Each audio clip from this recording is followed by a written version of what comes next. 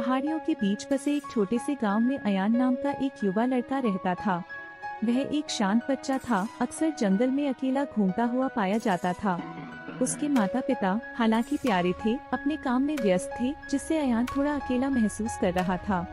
एक दिन जंगल में पहले से कहीं अधिक गहराई में खोजबीन करते समय अयान को एक अजीब दृश्य दिखाई दिया। एक साफ सफाई में जीवंत जंगली फूलों से घिरा हुआ एक विशाल प्राचीन ओक का पेड़ खड़ा था। पहले देखे गए किसी भी पेड़ के विपरीत यह एक नरम अलौकिक चमक के साथ झिलमिलाता हुआ लग रहा था। जैसे ही अयान पास आया, उसे पेड़ की शाखाओं से हल्की सरसराहट की आवाज सुनाई दी। उसे आश्चर्य हुआ जब पेड़ बोलने लगा। हेलो युवा, उसने गर्मी की हवा जैसी सुखद आवाज में कहा।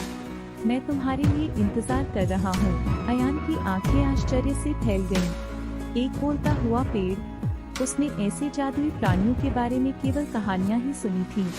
पेड़, जिसने अपना परिचय एल्डर ओक के रूप में दिया, ने बताया कि वह कुछ समय से अयान को देख रहा था, उसके अकेलेपन को महसूस कर रहा था।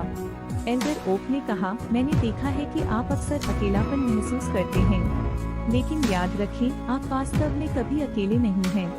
जंगल जीवन से भरा है और हमेशा कोई न कोई व्यक्ति आपको देख रहा है। अयान ने ध्यान से सुना, उसे अपने ऊपर शांति का एहसास महसूस हुआ। उसने पहले कभी जंगल के बारे में इस तरह नहीं सोचा था। एल्डर ओक के मार्गदर्शन से अयान को अपने चारों ओर सुंदरता और आश्चर्य दिखाई देने लगा। उसने पक्षियों की चहचहाहट, पत्तों की सरसराहट और पास की जलधारा के कोमल प्रवाह की सराहना करना सीखा। जैसे ही अयान ने एल्डर ओक के साथ अधिक समय बिताया, उसे पता चला कि पेड़ न केवल बुद्धिमान था बल्कि अविश्वसनीय रूप से ज्ञानवान भी था। एल्डर ओक ने जंगल के इतिहास की कहानियाँ साझा की, अयान को विभिन्न पौधों और जानवरों के बारे में सिखाया, यहाँ तक कि उसके स्कूल के काम में भी उसकी मदद की। एल्डर ओक को अपने दोस्त के रूप में पाकर अयान का जीवन आनंद और रोमांच से भर गया। उसे अब अकेलापन महसूस नहीं होता था, क्योंकि वह जानता था कि उसके पास एक साथी है जो हमेशा उसके साथ रहेगा।